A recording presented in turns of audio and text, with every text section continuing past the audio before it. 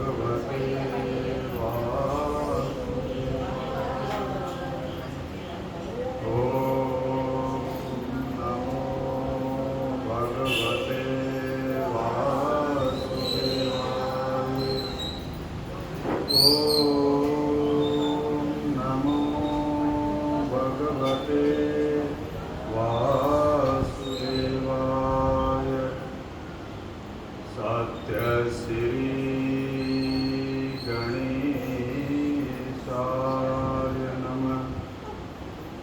श्री सरस्वते नमः।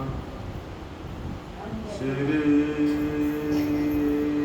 गुरुभ्यो नमः। वंदे महापुरुषते चरणारविन्दम्।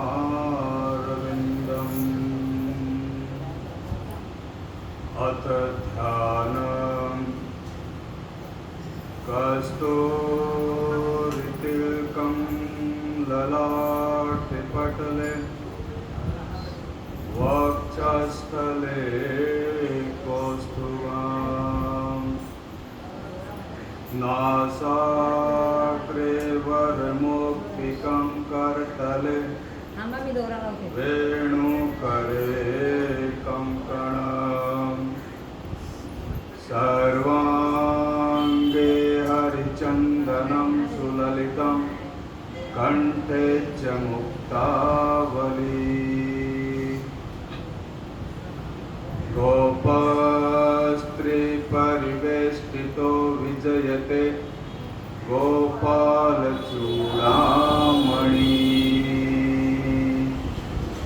अस्ति स्वस्तरुणिकराग्रविगलत् कल्पप्रसूनाकृतम्।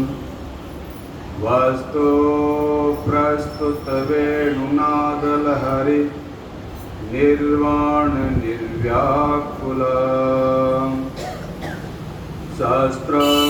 सहस्रनिपत्तनि विपिलसत् गोपी सहस्राभृतम्।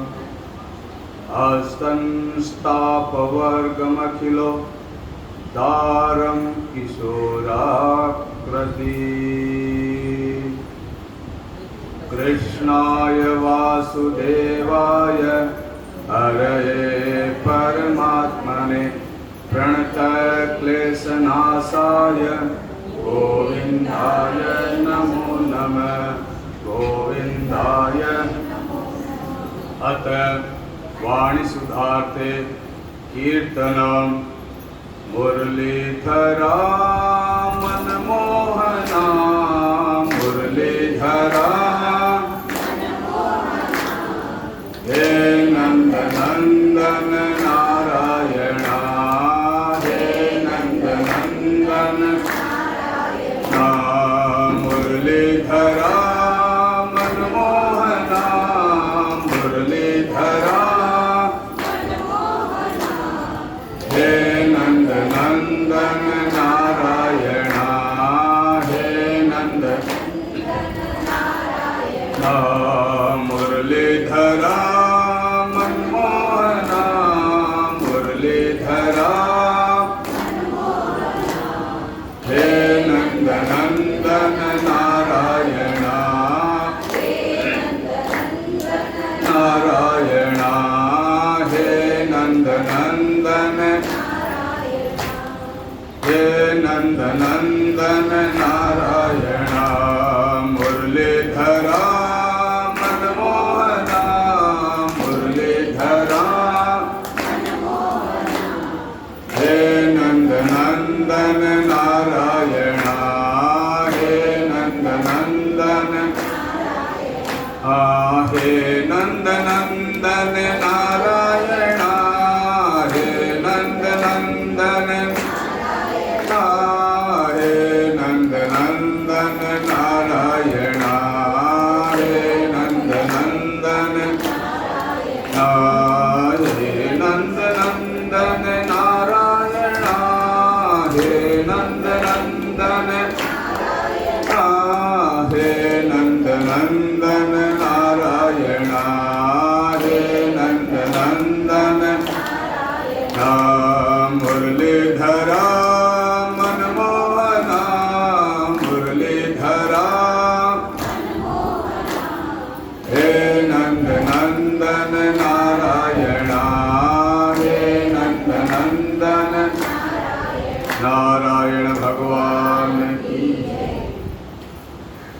आज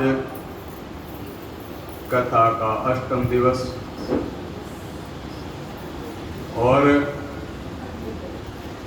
इस कथा का आयोजन मुरलीधर मंदिर ट्रस्ट ने किया है। साथ में मुरलीधर महिला मंडल। अब कथा के प्रसंग पे आते हैं। कल आप सुन रहे थे देवहूति चरित्र। देवहूति चरित्र में देवहूति का कर्दम ऋषि के साथ में विवाह होता है। उसके बाद कपिल मुनि का जन्म होता है।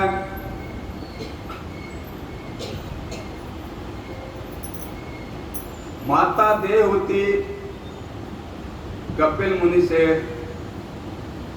प्रसन्न करती है, प्रार्थना करती है,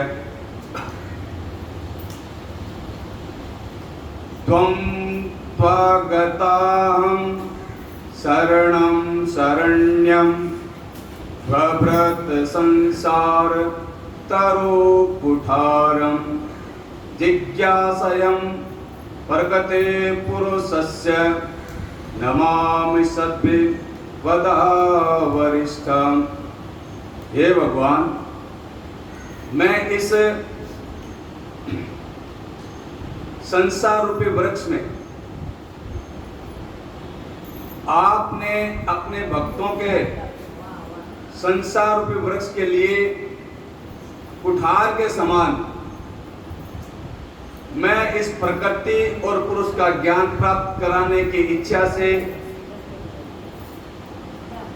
आप शरणागत वत्सल है, शरणागत में आए हो।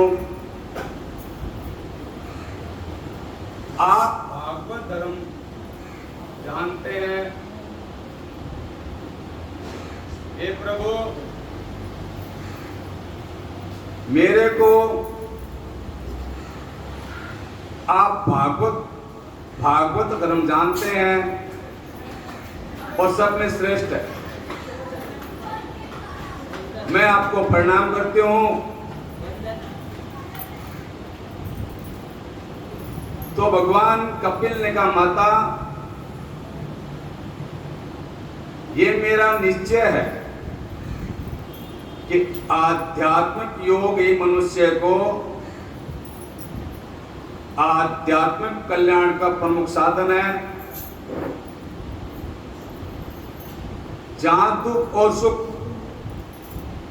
सर्वदा निवृत्त हो जाते हैं, ये साध्वी सब अंगों में संपन्न उस योगा का मैंने पहले नारद ऋषियों को बताया।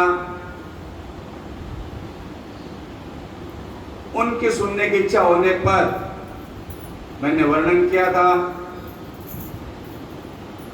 वही मैं आज, हे माता, हे साध्वी, मैं तुम्हें बताता हूं।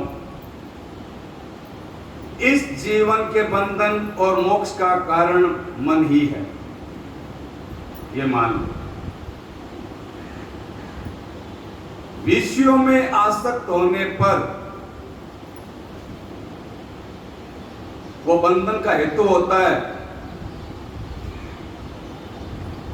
और परमात्मा में अनुरुक्त होने पर वही मोक्ष का कारण बन जाता है। कौन है? मन। जिस समय यह मन मैं और मेरेपन में फंस जाता है और उसके कारण मन में काम और लोभ का विकार पैदा होता है, तभी जीव उसमें फंसता है।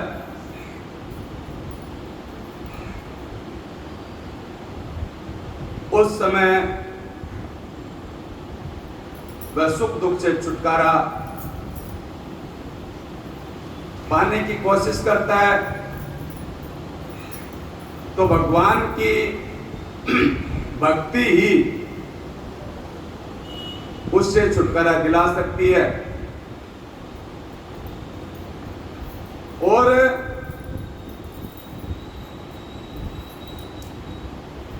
मन में विषयों से कैसे छुटा जाए, कपिल भगवान ने कहा संतों का संग करो। जिन संतों ने सब कुछ त्याग दिया है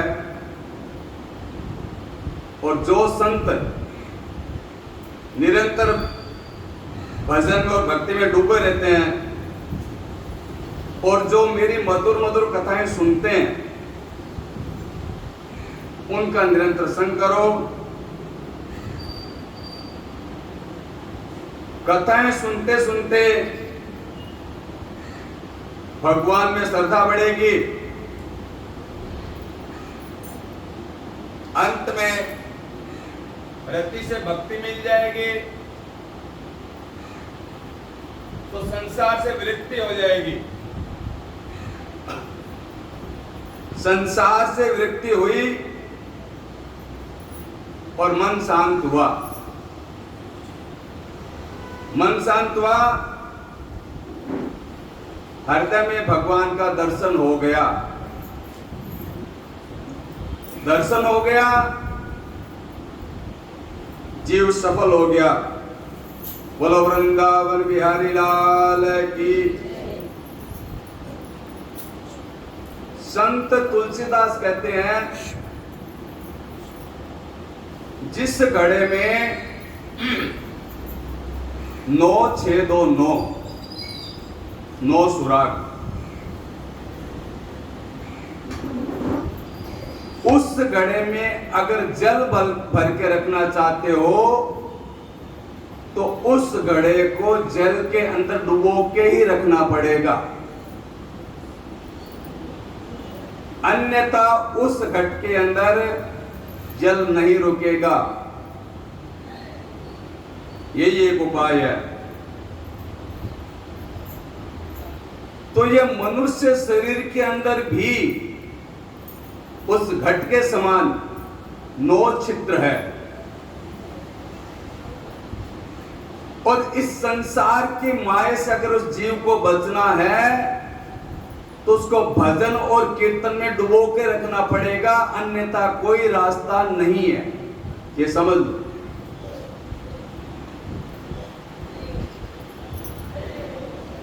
सत्संग रूपी जल में डुबो के रखो इस मन को।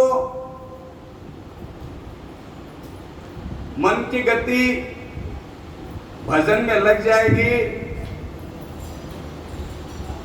तो जीव का कल्याण होएगा। जैसा करो संग वैसा चढ़े रंग।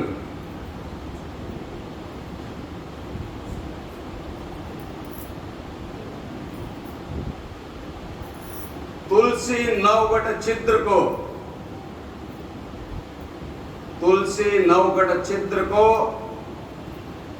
सत्संगी सोवार, बाहर रहने प्रेम जल में जतन करे करोड़।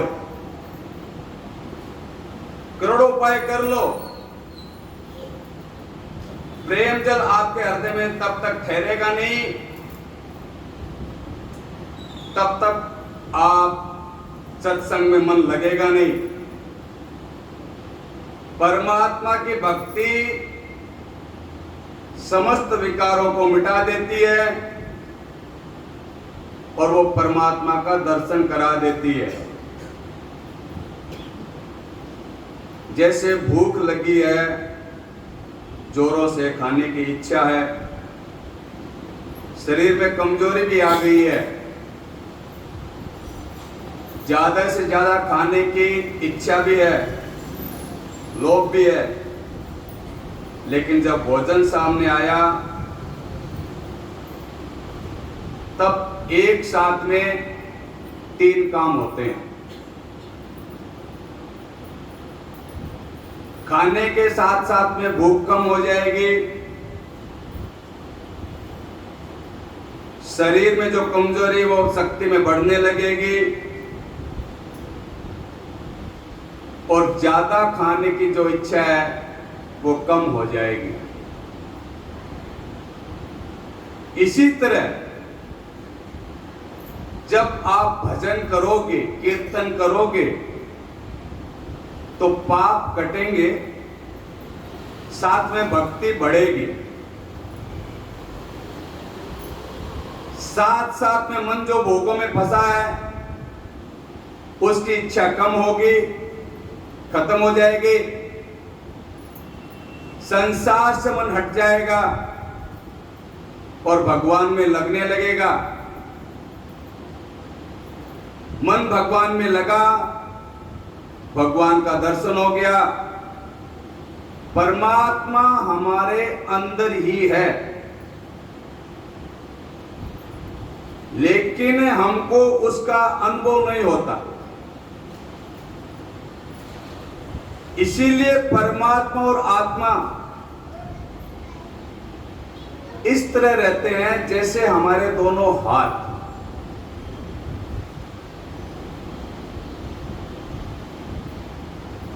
जीव का अगला हाथ परमात्मा है और दूसरा जीवात्मा।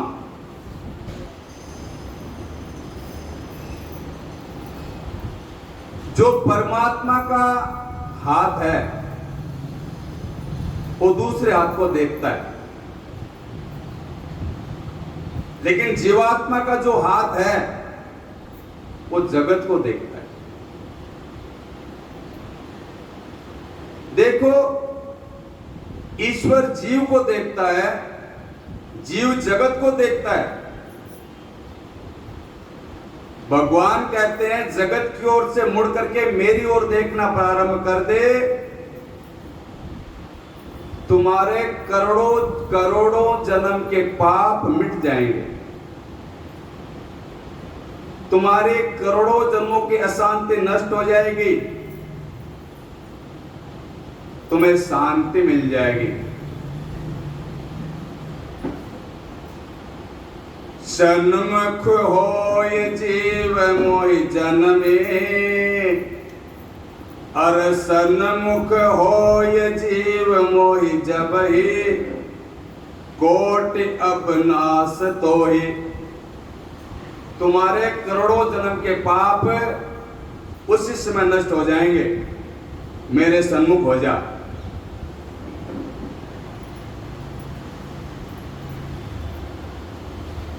पिता पुत्र से प्यार करता है, पिता पुत्र की ओर देखता है, पुत्र अपने परिवार स्त्री की ओर देखता है, वो पिता की ओर नहीं देखता। इसी तरह परमात्मा है, परमात्मा इस जीव को देखता है, लेकिन यह जीव परमात्मा को नहीं देखता, परमात्मा से प्यार नहीं करता, परमात्मा से प्यार न करके जगत से प्यार करता है। इसीलिए ये जीव अशांत है, दुखी रहता है। जिस दिन ये जीव ईश्वर की ओर मुड़ जाएगा, उसे शांति मिल जाएगी। कठिन है, लेकिन समझने की कोशिश करो।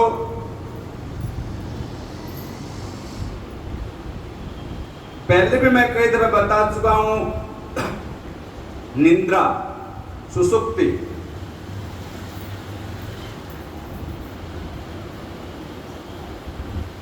उसमें आनंद मिलता है,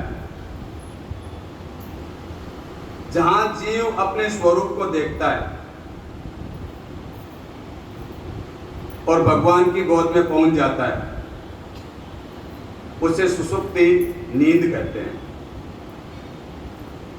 इसलिए सारे दिन जब वो घूम फिर के आता है, काम की थकान महसूस करता है, सो जाता है। जब उठे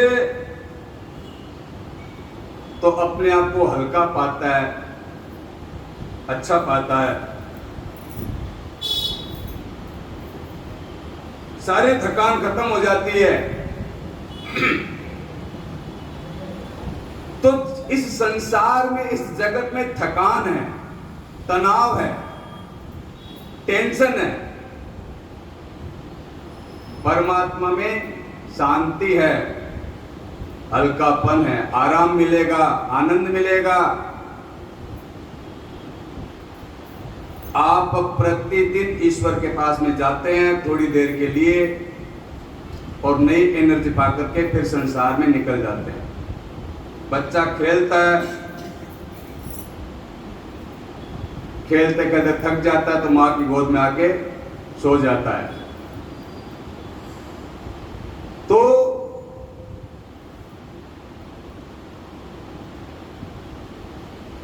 और फिर उठता है, उठ करके फिर खेलने भाग जाता है।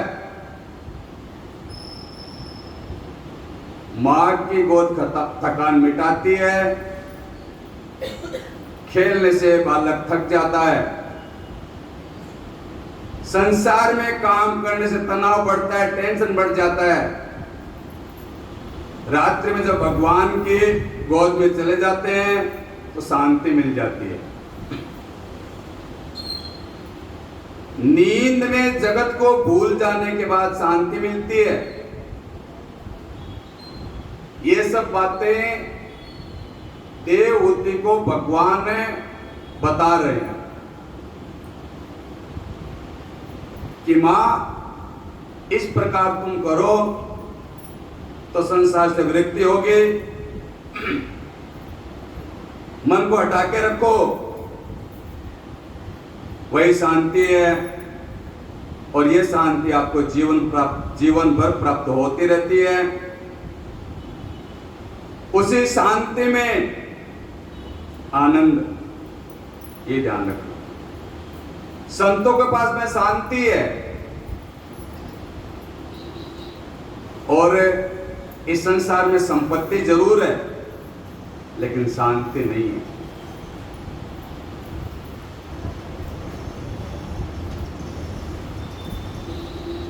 शांति मिल जाए तो सब कुछ मिल जाता है। बोलो वृंदावन बिहारी लाल की। बड़े बड़े धनवान डनलप के गद्दे बनवाते हैं, लेकिन जरूरी नहीं है डनलप पे नींद आ जावे। फुटपाथ पे भी नींद आ जाती है।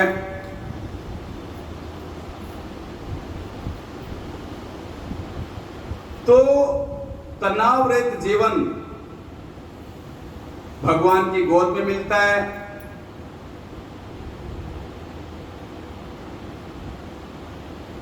और संसार में दुख,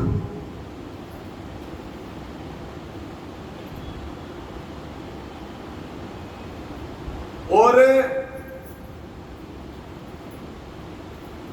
व्यक्ति जीवन भर धन कमाता है परिवार वालों के लिए, तब तक परिवार वाले उससे प्यार करते हैं। धन कमाना बंद हो गया, जैसे बूढ़े बैल से किसान प्यार नहीं करता, इसी तरह बूढ़े माँ बाप से संतान प्यार नहीं करती।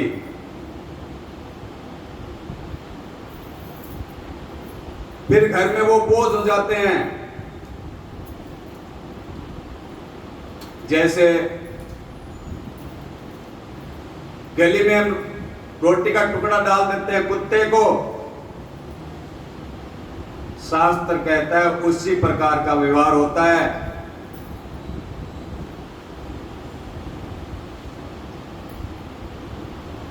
और जब ये सब कपिल भगवान है मां को समझा रहे हैं। हे मां, जब वो जीव वृद्ध हो जाता है और मृत्यु शैया पर पड़ा होता है, तो परिवार वाले बनावटी आंसू बहाते हैं। मरने के बाद उसे यमराज यमलोक ले जाता है, क्योंकि वो जीवन में जिंदगी भर भजन तो किया नहीं। उस जीव ने केवल धन कमाया, तो यमराज के यमदूत उसे रास्ते में गर्म रेत पे घसीटते हैं। उस जीव को गले में रस्सी बांध देते हैं। मां, यमराज के दूत उसे घसीटते हुए ले जाते हैं।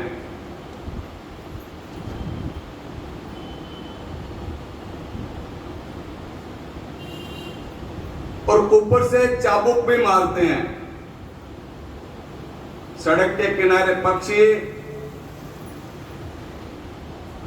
अपनी नुकीली नोक से उसको चोट पहुंचाते हैं, नोचते हैं, खाते हैं। और उस जीव को जब भूख लगती है और प्यास लगती है, तो यमराज के दूत उस जीव के मुंह में गरम तेल डालते हैं और नरक लेकर के जाते हैं। वहां कपड़ों में लपेट करके उसको जलाया जाता है, आग लगा देते हैं। और कहीं कहीं पे तो जैसे आरे में लकड़ी को चीरते हैं, उस प्रकार उसको चीर देते हैं।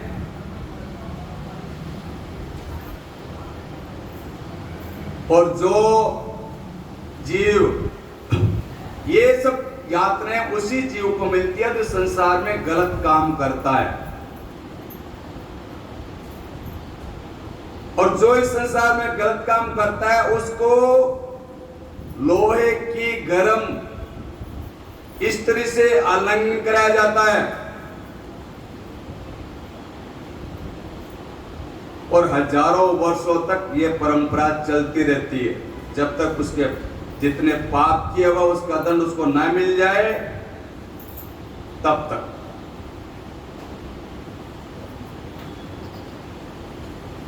और जब वो दोबारा जन्म लेता है तो कुरूप होता है, गरीब होता है, मूर्ख बन के पैदा होता है, संतानहीन होता है, जगत की ठोकरें खाता है। हे मां, आपने सम्राट के यहां जन्म लिया है और आपने सब कुछ देखा है, और आप स्वयं कहती है कि मैं विषयों को विष देते देते थक गई,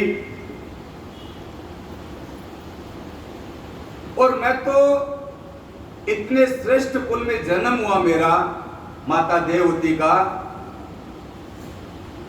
वो कहते हैं कि मेरे 9 कन्याएं हुई और एक आप पुत्र हुए कपिल के रूप में, भगवान के रूप में मेरे सामने है। और मेरे जो 9 की 9 कन्या, उनके दामाद एक से एक श्रेष्ठ है। अत्रि, वशिष्ठ वगैरह वगैरह 9 ऋषि सब श्रेष्ठ कुल में गई है। उसके बावजूद भी मुझे शांति नहीं मिली, शांति नहीं मिल रही है। इसका कारण तो परमात्मा कपिल भगवान कहते हैं, मां अभी मैंने विस्तार से आपको बताया, फिर भी और आगे बता देता हूं।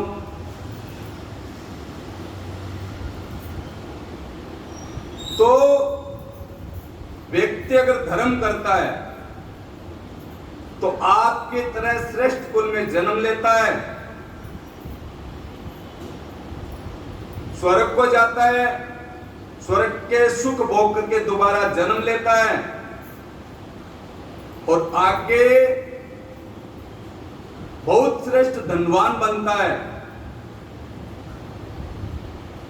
बुद्धि वाला होता है, रूपवान बनता है। और सांसारिक लोग कहते हैं ईश्वर नहीं है, कर्म का फल नहीं है। संत कहते हैं जरूर है।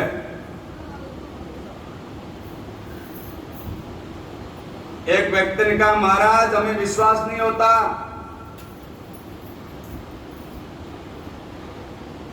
इस जन्म का किया हुआ अगले जन्म में मिलता है।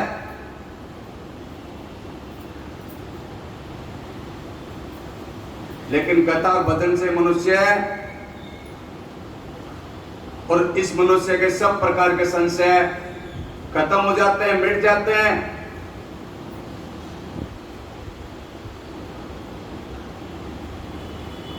दृष्टांत ऐसे होते हैं,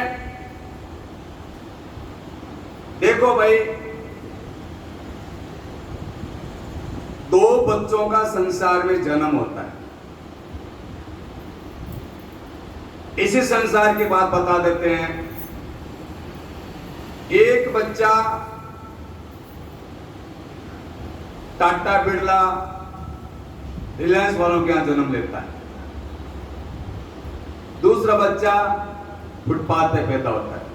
अब देखो दोनों बच्चों ने जन्म लेते को कर्म तो किया नहीं, लेकिन एक टाटा बिरला के यहां, दूसरा फुटपाथ पर। एक पैदा होते ही अरबपति, बोलो भाई,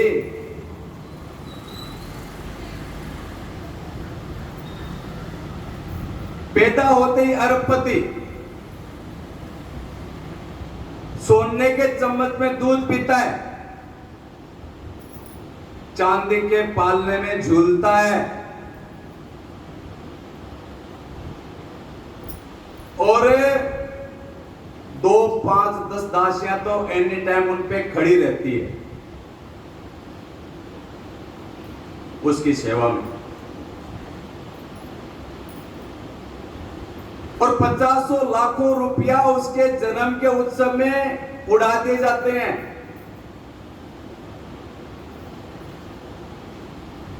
दूसरा बच्चा फुटपाथ पे पैदा हुआ है, उसको चीथड़े नसीब नहीं होते,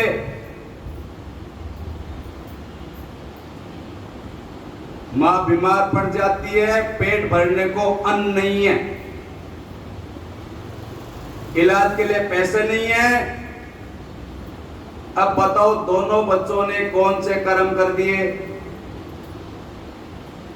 जो एक जन्मते करोड़पति, दूसरा रोड़पति।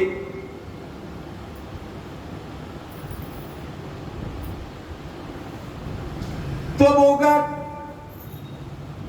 भगवान ने ऐसा किया। अरे भगवान ऐसा करेगा तो भगवान पे पक्षपात का दोष लग जाएगा। भगवान ऐसा नहीं करता, मानना पड़ेगा, कर्मों की गति भोगनी पड़ती है।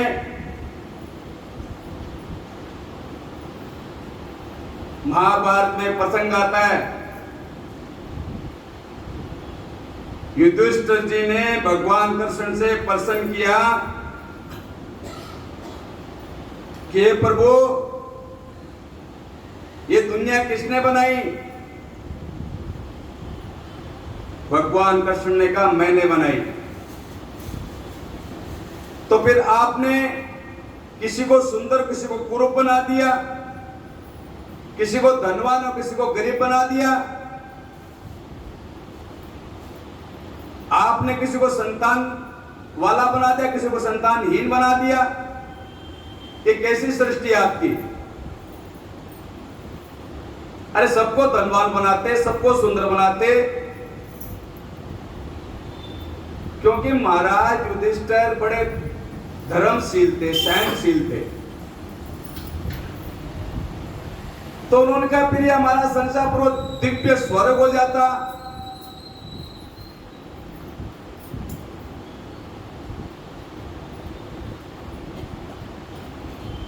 भगवान ने कहा भैया युधिष्ठिर जी,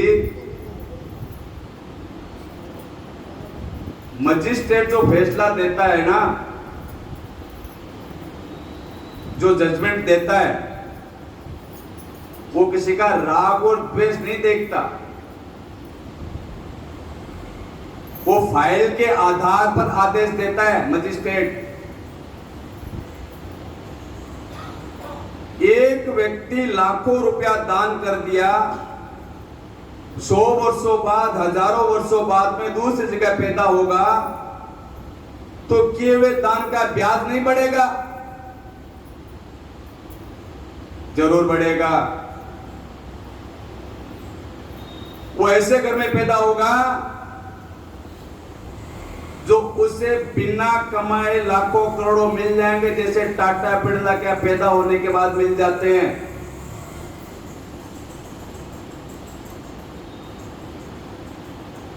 और जिसने जिंदगी भर पाप किए हो, धर्म नहीं करता, यज्ञ नहीं करता, पूजा पाठ नहीं करता, माता पिता की सेवा नहीं करता, उसको चीचड़े भी नसीब नहीं होते हैं।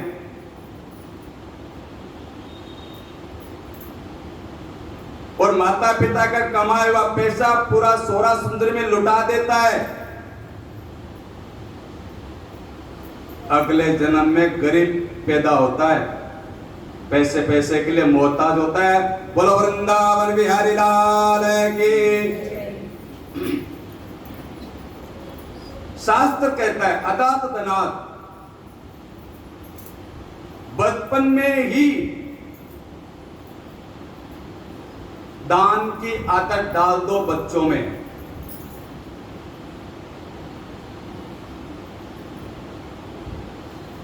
सुपत दानात धनाढ्य, उसको धन मिलता है, सुंदर वंश मिलता है, सुंदर रूपवान होता है, निर्मल बुद्धि मिलती है। देखो, धन मिला है किसी पुण्य से, फैक्ट्री के मालिक को किसी पुण्य से, ऐसे कमरे में बैठे हो, आनंद ले रहे हो, गर्मियों में लेबर बेचारी मशीनों से जूझ रही है, गर्मी में सड़ रहे हैं, उनको पेट भरने को नहीं, और आपको बैठे बैठे लाखों मिलते हैं।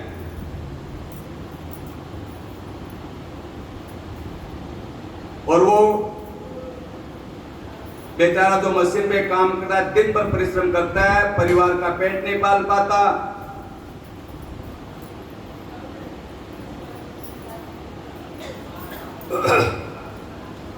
तो ये परिश्रम का फल है, यह भगवान की कृपा मानना पड़ेगा। भगवान की कृपा है।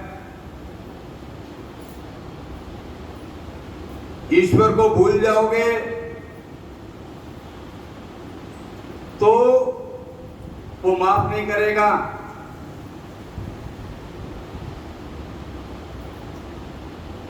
सुग्रीव जी दर दर भटक रहे थे, पर्वत पे बैठे बैठे कथा सुनता था, ऋषियों की सेवा करता था, भगवान राम का दर्शन हुआ, भगवान राम से मित्रता हुई। तुम उपकार सुग्रीव कीना, राम मिलाए राजपद दीना। भगवान ने पूछा, मित्र जंगल में कैसे? रो पड़े सुग्रीव जी, अपनी सारी राम कथा सुना दी। भाई बाली ने कैसे ठुकरा दिया, कैसे मारा, कैसे सब कुछ छीन लिया। प्रभु अब तो मैं आपका बन गया हूं, आपकी शरण में आ गया हूं, अब तो कृपा कर दो, रात दिन आपका भजन करता हूं, अब प्रभु कृपा करो। तो भगवान राम ने कहा, एक बाण से मारूंगा बाली को, दूसरा बाण नहीं लगेगा।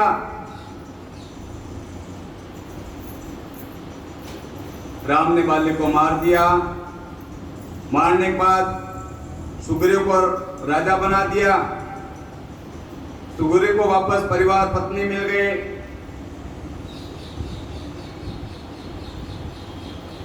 सारा कोष खजाना सब प्राप्त हो गया। सुग्रीव को राजा और अंगद को युवराज। फिर आगे भगवान राम ने कहा, प्रभु ने कहा, प्रभु ने मुस्कुराते हुए कहा, मित्र आपका दुख तो हमने मेट दिया। अब 4 महीने हम ऊपर पहाड़ी में रहेंगे और बीच बीच में विचार विमर्श करने के लिए आते रहना। भाई सीता की खोज भी तो करनी है।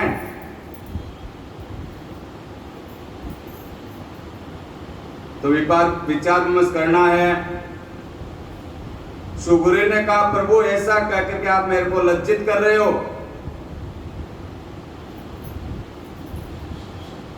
आपने मुझे सब कुछ दिलाया है, मैं आपके चरणों में पड़ा हूं, आपकी शरण में हूं। जब तक सीता की प्राप्ति नहीं होगी मैं चैन से नहीं बैठूंगा। लेकिन बाबा रामायण पढ़ो, पता लगेगा। 4 महीने बीत गए वर्षा के, आंधी और तूफान है। सुग्रीव जी महल में, राम जी पहाड़ में, जंगल में, घास की झोपड़ी में 4 महीने मिलने नहीं आया।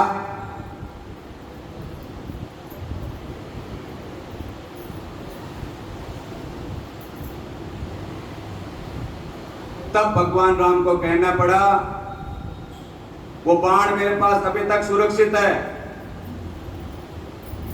जिसे मैंने बाली को मारा।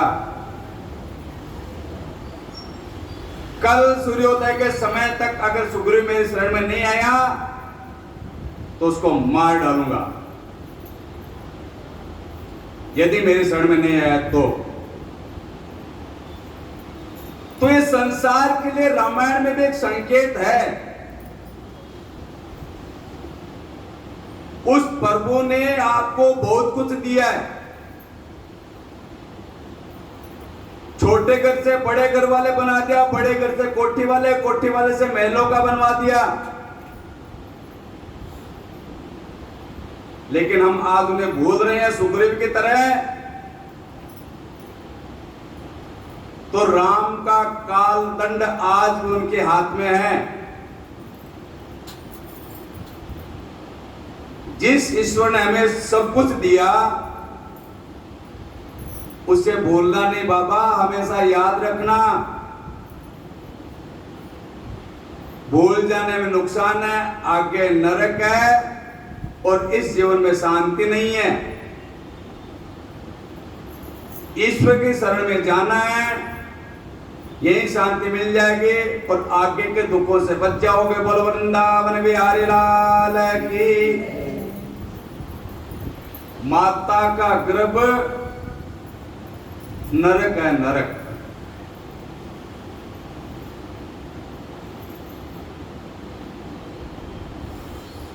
ईंट के भट्टे में जैसे ईंट पकती है, इसी तरह 9 महीने तक बच्चा मां के पेट में पकता जठ रागनी में।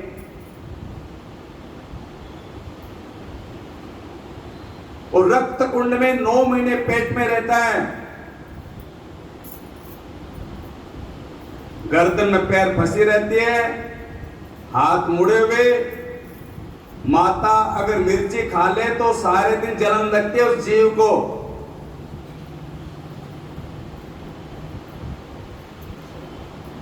और उल्टा लटका रहता है, सर नीचे पैर ऊपर, उत्तान पात। और उस स्थिति में भगवान सैकड़ों जन्म का सब कुछ याद दिला देता है। हे मां,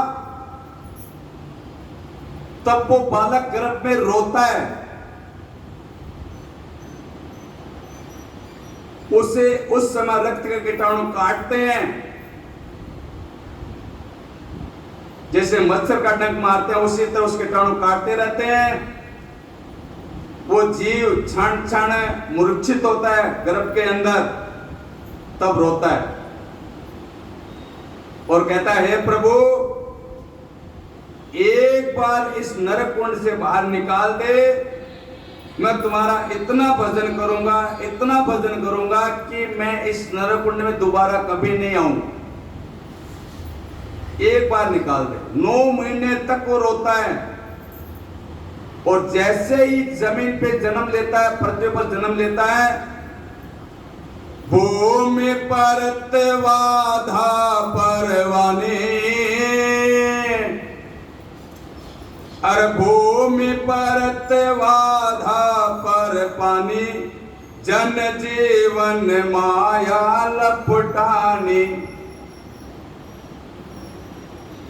जैसे जन्म लेता है माया जीव पे लपट जाती है और वो जीव सैकड़ों करोड़ों वर्षों तक भजन करने वाला सब कुछ भूल जाता है। आकाश में जल निर्मल, जमीन में गिरा गंदा। बच्चा मां के गर्भ से आया, माया हावी हो जाती है। सत्संग नहीं करोगे तो माया नहीं हटेगी।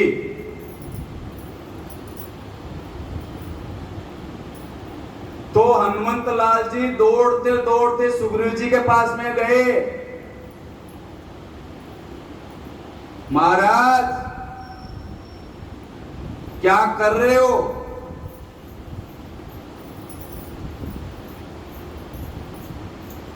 वो रास्ता भूल गए जिस रास्ते से बाली गया है।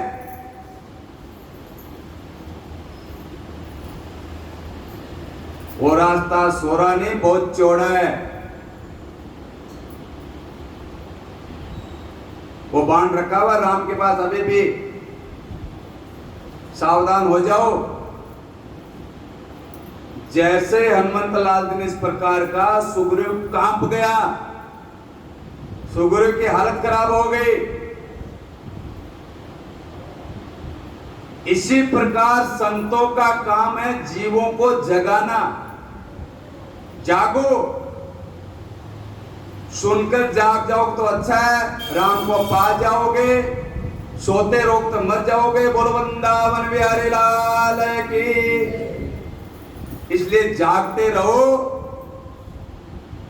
परिवार तुम्हें सुलाता है, परिवार कहता है कमा के लाओ, कमा के।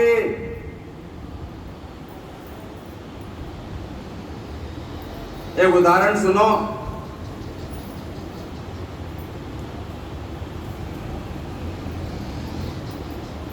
तेली तेल निकालता है, घानी चला के बैल को बांध देता है उसके अंदर।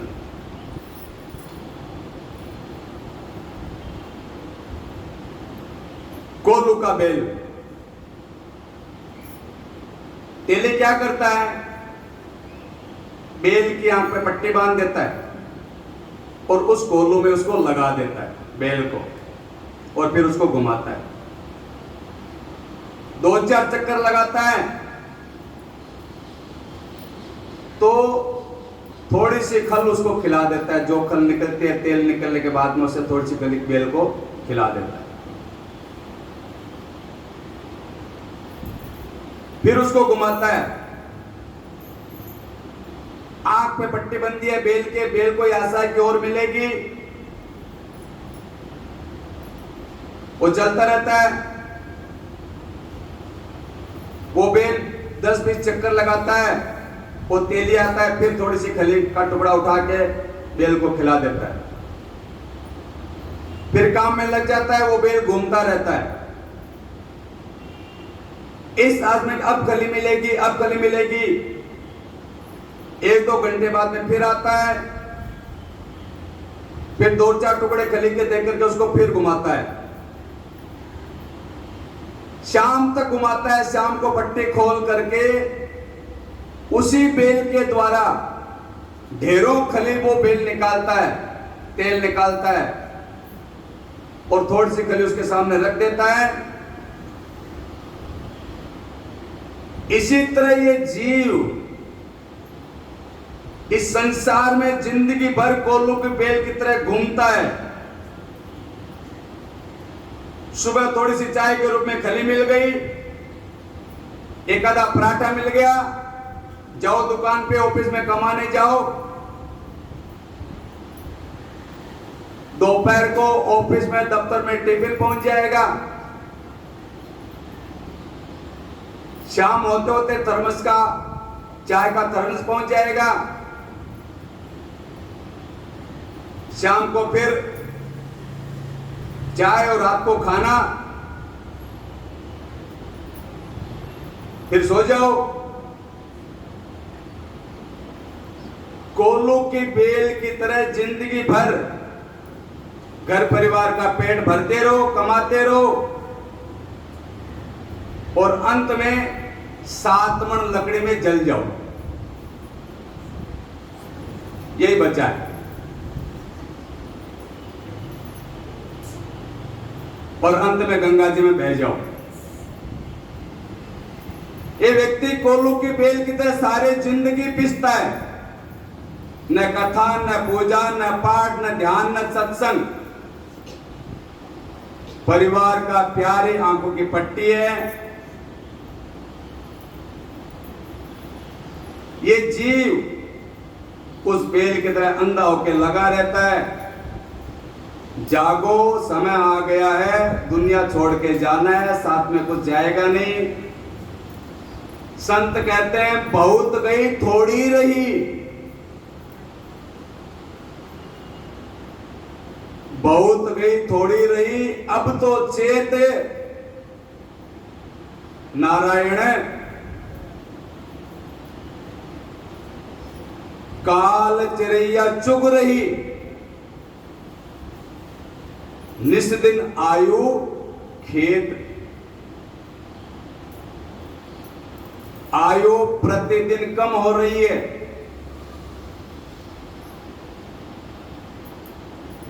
काल खा रहा है। अभी देखो, रात को देखते हैं कि हार श्रृंगार का वृक्ष होता है ना, उस पे सफेद सफेद फूल आते हैं, छोटे छोटे, वो भरा रहता है। सुबह हुई, थोड़ी सी हवा लगी, पूरा झर झर झर करके झर जाता है, पूरा खाली। अगले दिन फिर आ जाते हैं। इसी तरह ये जीव है, संसार में आता जाता रहता है, वो श्रृंगार हार फूल की तरह।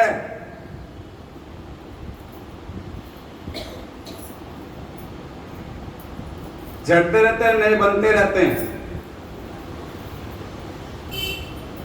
तो कितने लोग दुनिया में पैदा हुए, कोठी, दुकान, मकान, बस इस चक्कर में मर गए, हाथ कुछ लगा नहीं।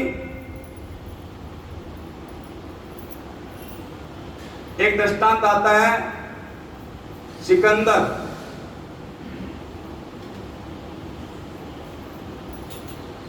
कहा जाता है सिकंदर की तिजोरियों की चाबी 40 ऊंटों पे लादी जाती थी, इतना धन था उसके पास।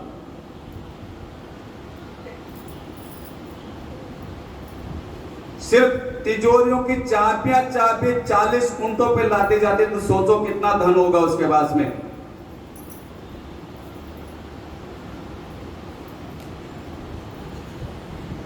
लेकिन अन्याय उसने इतना किया, हजारों बच्चों को मौत के घाट उतारा, सैकड़ों को मारा, निरपराधियों को।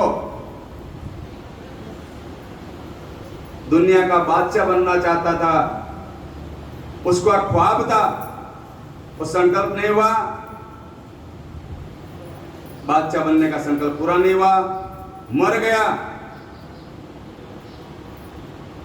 तो कहते हैं संत कबीर उसको इकट्ठे कर जहां जहां के सभी मुल्कों के माली थे। सिकंदर जब गया दुनिया से तो दोनों हाथ खाली थे। कितना कमाओगे भाई? मुट्ठी बांध के आता है, मुट्ठी खोल के जाना है।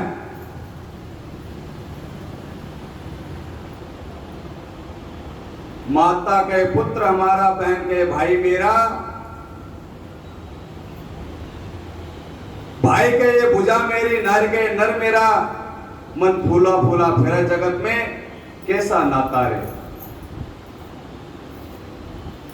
मन फूला फूला फिरे जगत में कैसा नाता रे। एक झटके में प्राण जाए, एक झटके में प्राण निकलते हैं।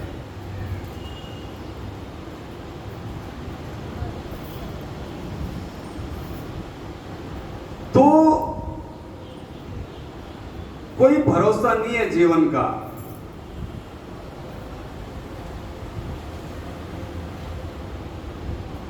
वो अभी सभी घरों में गैस का सिलेंडर होता है, उसमें गैस कब खत्म हो जाए किसी को पता नहीं। इसी तरह शरीर में गैस रूपी सांस है, कब खत्म हो जाए कोई पता नहीं, अंतिम कब निकल जाए। और गैस का सिलेंडर का गैस जलते जलते बंद हो जाए, तवे की रोटी तवे पे रह जाती है।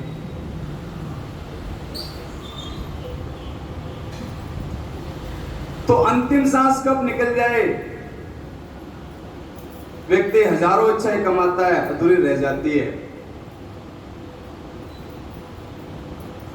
समान 100 बरस का, पल की खबर नहीं। तब पेट पकड़ के माता रोए, पाँव पकड़ के भाई, लपट चपट के तिरिया रोवे, हंस अकेला जाए। जब गलजिर माता रोए, बहन रोए खटमासा, 13 दिन तक त्रिया रोए, घर करे करबासा। मन फूला फूला फिरा जगत में कैसा नाता है। आज पैसा हो गया, बोले विदेशी कार लाएंगे बढ़िया से बढ़िया,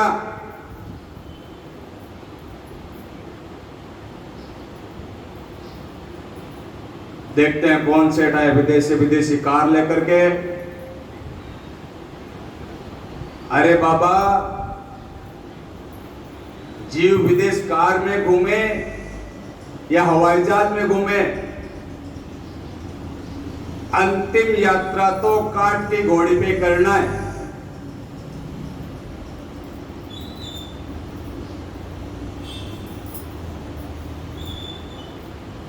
अर्थी की सैया किस चीज की बनी होती है? लकड़ी की। 4 गदी चरपाही, चारों कोने आग लगा दे, झरझर ऐसे जले जैसे गैस जलता है। मन फूला फूला फिरा जगत में कैसा नाता रे। सोने जैसी काया जल गई। संत कहते हैं सोने जैसी काया जल गई, जल गया सब कुछ।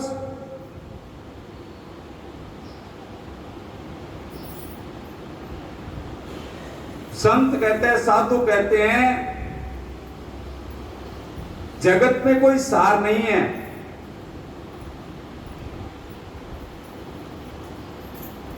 मन फूला फूला फिरा जगत में कैसा नाता रे।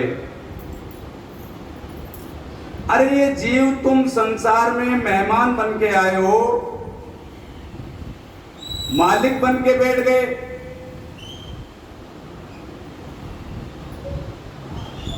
तुम तमाशा देखने आए थे, खुद तमाशा ही बन गए।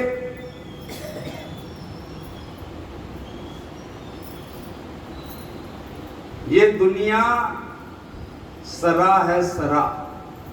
ये संसार क्या है? सरा। जैसे गेस्ट हाउस होते हैं ना, मेहमान वगैरह ठहरने के लिए होटल होते हैं बड़े बड़े, उसी प्रकार से संसार सराय है।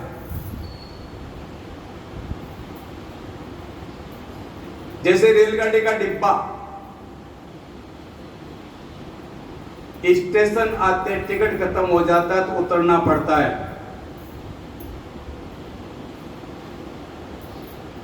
तो माता देवहूति से कपिल भगवान ने कहा, हे मां, विषयों से मन हटाओ, सत्संग में लगाओ। हे मां, भगवान के ध्यान में डूब जाओ। ध्यान करते करते मन में शांति हो जाएगी, अखंड शांति मिल जाएगी, अन्यथा मरने के बाद नरक जाना पड़ेगा। पुनरपि जननम पुनरपि मरणम पुनरपि जननी जठरे शयनम, ये संसारे कृपया पारे भज गोविंदम भज गोविंद भज मूढ़मते। माता देवहूति ने प्रणाम किया है, आपने मेरे अंदर ज्योति जगा दी।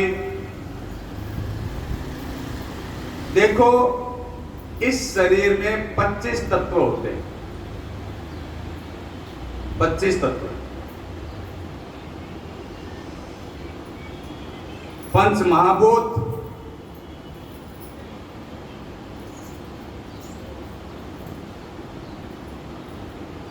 10 इंद्रियां, 5 विषय, मन, बुद्धि, चित्त, अहंकार। ये हो गए 24। 25वां तत्व है चेतन परमात्मा का अंश परमात्मा, जिसे कहते हैं चित्त। तो परमात्मा का स्वरूप का चिंतन करते करते आत्मा में परमात्मा एक हो जाती है। जैसे नदी समुद्र से मिलने करके समुद्र बन जाती है, इसी तरह जीव परमात्मा से मिलकर के परमात्मा बन जाता है। बोलो वृंदावन बिहारी लाल की। माता देवहूति ने प्रणाम किया, कपिल भगवान गंगा सागर चले गए। माता देवहूति स्नान करने के बाद भगवान का ध्यान करती है, चिंतन में डूब जाती है। धीरे धीरे मन शांत होता है और फिर मन परमात्मा में ऐसे लगा, हटने का नाम नहीं लेता। ध्यान करते करते माता देवहूति अंतर्मुखी हो गई। शरीर का भी ध्यान नहीं, जगत को तो भूल ही गई, शरीर को भी भूल गई। दासियां आती, नौकरानियां आती, कपड़ा लपेट दो तो ठीक, नहीं तो ठीक। मुख में कुछ खिला देवे तो अच्छा, नहीं खिलावे तो अच्छा। वो शांत मन से नदी की तरह प्रवाहित हो गई। उनकी आत्मा परमात्मा मिल गई। देवता पुष्प बरसाते हैं, जय जयकार करते हैं, बोले वृंदावन बिहारी लाल की। उसके बाद में चरित्र आता है ध्रुव चरित्र। ध्यान से सुनो। महाराज मनु के ज्येष्ठ पुत्र का नाम था उत्तानपाद। उत्तानपाद का अर्थ होता है नीचे सर ऊपर पैर।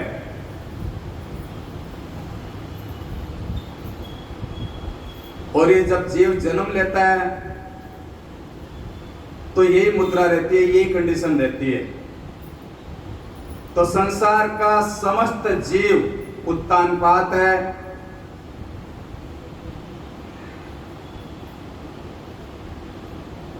उत्तानपाद महाराज की 2 पत्नियां थी, सुनीति और छोटी थी सुरुचि। सुनीति माने धर्म की नीति, और सुरुचि माने मन की इच्छा, मन की रुचि। बड़ी पत्नी सुनीति से जब कोई पुत्र नहीं हुआ तो महाराज ने दूसरा विवाह करा लिया सुरुचि के साथ में। इसी तरह ये जीव कुछ दिन तो धर्म करता है, धर्म का पालन करता है। जब देखता है कोई फल नहीं मिलता तो सिनेमा में जाने लगता है। बोलो वृंदावन बिहारी लाल की। बात को ध्यान से सुनना है।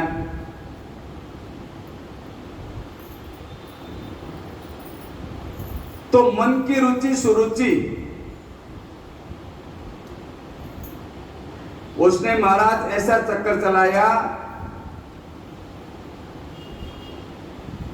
कि महाराज को सुनीति जी के लिए भड़का दिया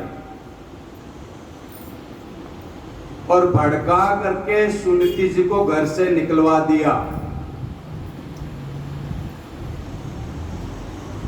छोटी पत्नी के प्यार में फंस करके बड़ी को घर से निकाल दिया, बड़ी पत्नी को त्याग दिया।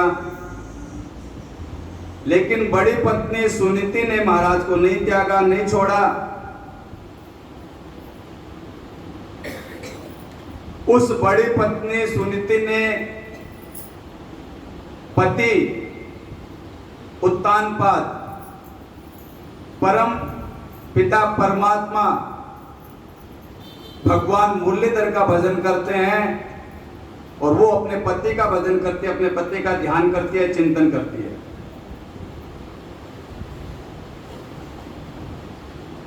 और परमात्मा की कृपा हुई। देखो, निकालने के बाद में संयोग से वो गर्भाधान हो गई।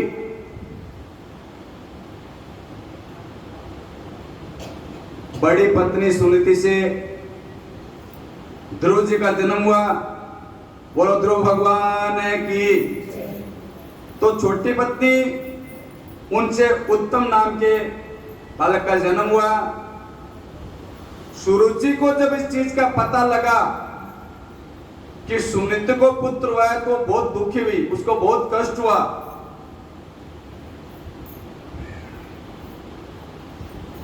बहुत दुख हुआ। बोले मेरे सोत को पुत्र क्यों हुआ? दुखी हो गई। वो गद्दी का मालिक बन जाएगा। इसलिए उसने महाराज को अनेक प्रकार के बातों से भिड़ा दिया ताकि बड़ी पत्नी के चक्कर में ना पड़े। और उससे जो पुत्र हुआ है उससे महाराज घृणा करने लगे। ऐसा उसको उत्तानपाद को सुरुचि ने भिड़ा दिया। ध्रुव जी महाराज जब 5 वर्ष की आयु में हुए, उस दिन उनकी 6ठे वर्ष की वर्षगांठ थी। तो ध्रुव जी ने आज पिताश्री के चरणों में प्रणाम किया है।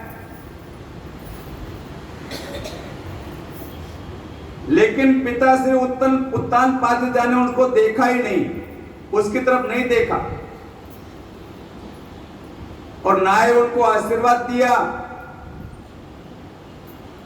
और ना ही किसी प्रकार की कोई क्रिया की।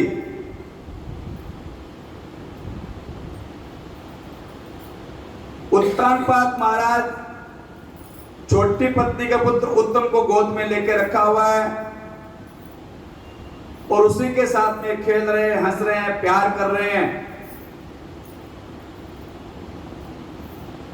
और छोटी पत्नी सुरुचि उत्तानपाद के बगल में सिंहासन पर बैठी है और महाराज उत्तानपाद छोटी पत्नी के वंश में है। आप एक बात समझ लो, ध्यान से सुन लो। धर्म का पालन करोगे, फलते फूलते रहोगे, सुरुचि यानी मन की गति और मन की रुचि से चलोगे, तो इस संसार में देखने को मिलता है वंश के वंश नष्ट हो जाते हैं। मन बहुत खतरनाक होता है भाई। जीव को ज्ञान होता नहीं है क्या अच्छा है क्या बुरा है, मन उसको लेकर के चला जाता है जीव को। इसीलिए संतों का संग करना चाहिए, कथा सुननी चाहिए, बच्चों को ज्ञान देना चाहिए।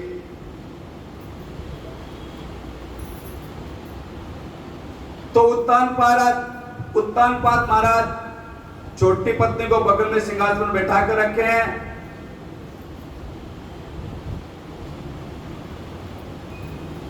और जो व्यक्ति धर्म को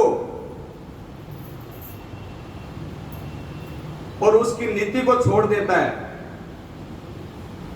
वो दुख पाता है।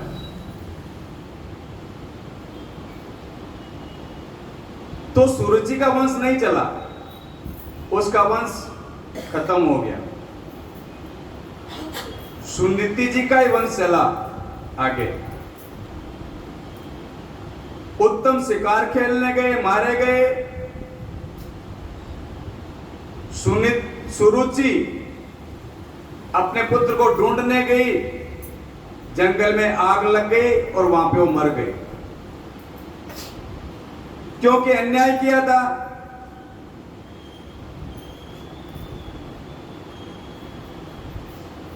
अब इसमें विस्तार भी आता है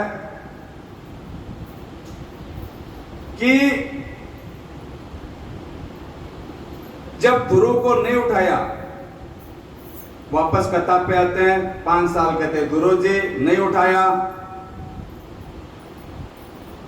तो ध्रुव अपने आप ही खड़े हो गए स्वामी और कहा पूज्य महाराज मुझे भी गोद में लीजिए, पिताजी मुझे भी आशीर्वाद दीजिए। लेकिन मानो महाराज ने सुना ही नहीं। तब छोटी मां सुरुचि ने ध्रुव जी को ताना मारा, कहा तो भाग्यहीन है, मेरी सोच के गर्भ से तो जन्म लिया है, जा भाग जा यहां से, तुझे कभी ये गोद नहीं मिलेगी, कभी ये सिंहासन नहीं मिलेगा। अगर तुझे ये सिंहासन ये गोद चाहिए तो जा तप करके मर जा और फिर से जन्म ले मेरे गर्भ से, तब ये गोद मिलेगी। वो 5 साल का बालक, महाराज वो शब्द उस बालक के कलेजे को चीर गया। बहुत दुखी हुए ध्रुव जी, बहुत दुखी हुए। 5 साल का बालक, उसके साथ में ये व्यवहार, वो बाण छाती में चुभ गया। उसी तरह ध्रुव जी उस महान पीड़ा को लेकर के रोते हुए मां के पास में गए। मां,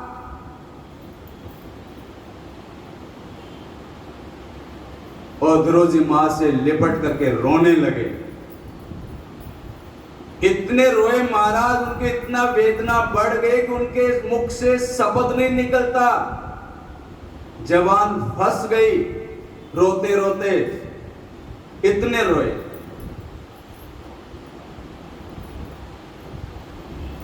तो मंत्री पुत्र ने आकर के बताया कि आज छोटी मां ने ऐसा ऐसा कहा ध्रुव जी को। तब सुनीति जी का धैर्य टूट गया और रोते रोते हुए बोली, वो भी अपने पुत्र के साथ में रोने लगी और कहने लगे ये बालक ने तुम्हारा क्या किया है, इसके साथ में ऐसा व्यवहार।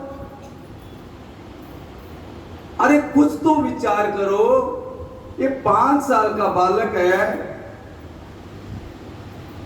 इसे क्यों सताया जा रहा है। रोती हुई सुनती मां ने कहा, बेटा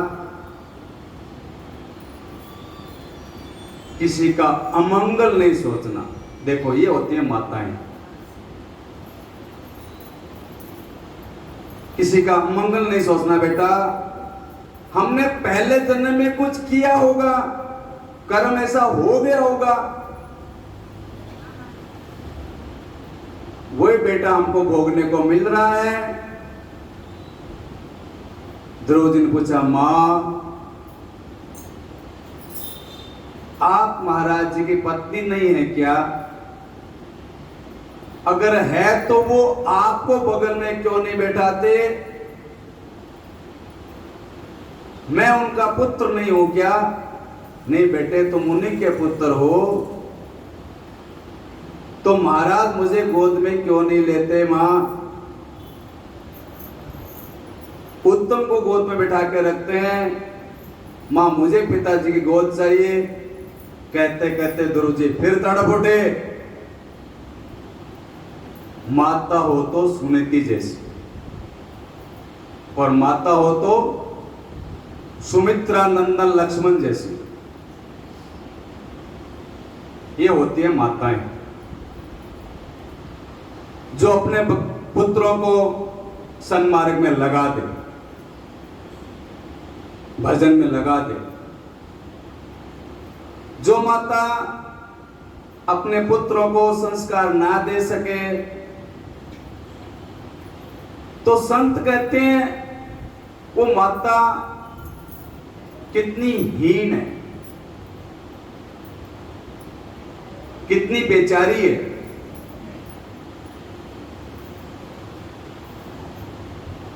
भगवान राम को वनवास होने जा रहा था,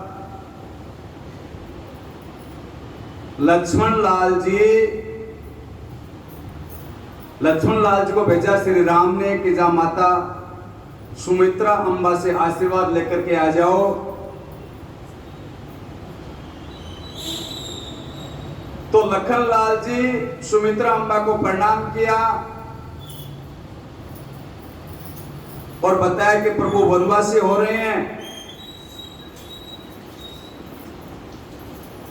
तो फिर सुमित्रा अम्बा ने कहा, बेटा तो तुम्हारा घर में काम क्या है, तुम भी जाओ।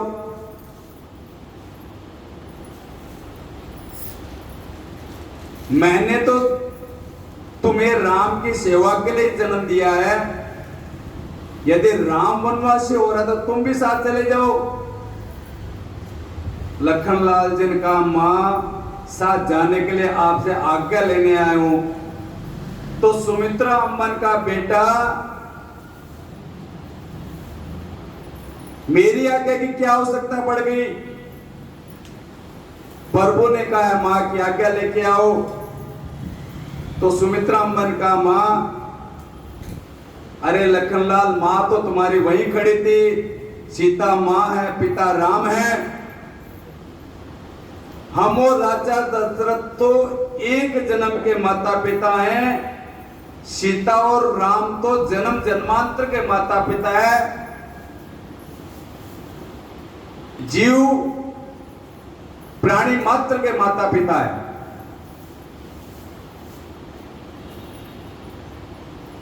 तुम्हारे पिता राम है, तुम्हारी माता सीता है। राम को दशरथ समझना, सीता को सुमित्रा, और काम क्रोध छोड़कर सेवा करना। सुमित्रा अम्बा कहती है कि आज मेरे कोख धन्य हो गई, जो ऐसे पुत्र को मैंने जन्म दिया, जो आज राम के साथ में वन में जा रहा है। संत कहते हैं जिसका पुत्र भगवान का भक्त नहीं हुआ,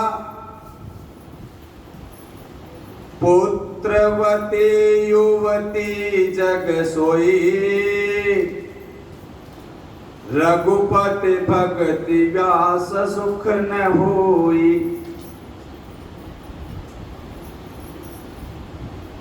अरे जैसे गाय भैंस, गाय जैसे बछड़ा रहती है, उसी प्रकार का जीवन। तो पुत्र को भजन में लगाओ। इतिहास साक्षी है, माता सुनीति ने कहा, बेटा, बोलो वृंदावन बिहारी लाल की। वापस प्रसंग में आते हैं। माता सुनीति ने कहा, बेटा, अगर गोद चाहिए तो भगवान का भजन करो, भगवान की गोद मिल जाएगी, जो कभी छीनेगी नहीं। ध्रुव जी ने वहीं पे कपड़े उतारे, माता को प्रणाम किया और कहा, मां, ये मेरा अंतिम परिणाम है, उसको स्वीकार करो। यदि नारायण ने दर्शन दिए तो वापस लौट के आऊंगा, नहीं तो आप मेरा मुंह नहीं देखोगे। मां के चरणों में जब सर रख के प्रणाम किया तो मां की आंखों से झरझर आंसू टपकने लगे। बोलो वृंदावन बिहारी लाल की। श्री कृष्ण गोविंद हरे मुरारे, श्री कृष्ण गोविंद हरे मुरारे, देवा हे नाथ नारायण वासुदेवा, हे नाथ वाहे नाथ नारायण वासुदेवा, हे नाथ नारायण वासुदेवा। श्री कृष्ण गोविंद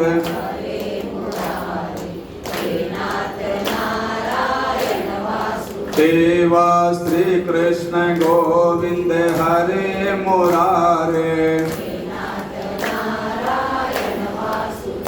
वाहे नाथ नारायण वासुदेवा, हे नाथ नारायण वासुदेवा, हे नाथ नारायण वासुदेवा, हे नाथ नारायण वासुदेवा।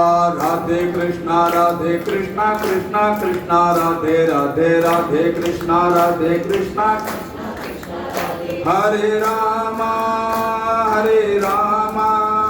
राम राम हरे हरे, हरे रामा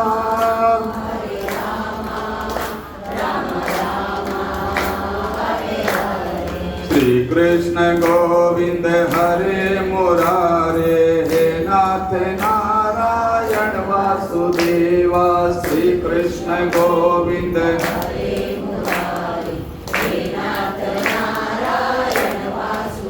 वाहे नाथ नारायण वासुदेवा, हे नाथ नारायण वासुदेवा, हे नाथ नारायण वासुदेवा, हे नाथ नारायण वासुदेवा। श्री कृष्ण गोविंद हरे मुरारे, हे नाथ नारायण वासुदेवा। श्री कृष्ण गोविंद हरे मुरारे,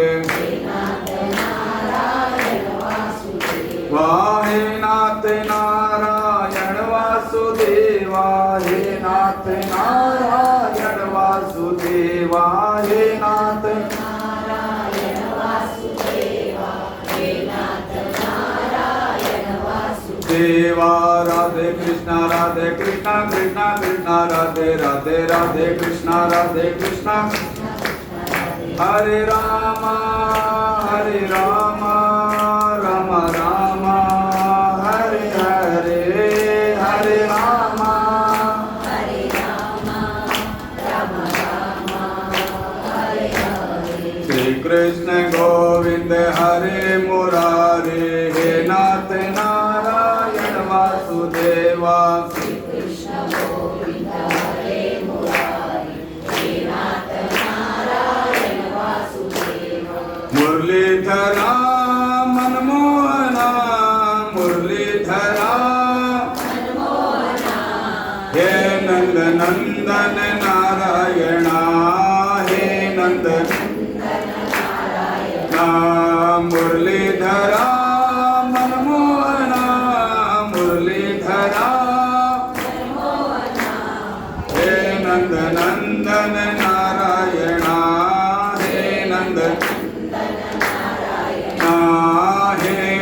नंदन नारायण हे नंद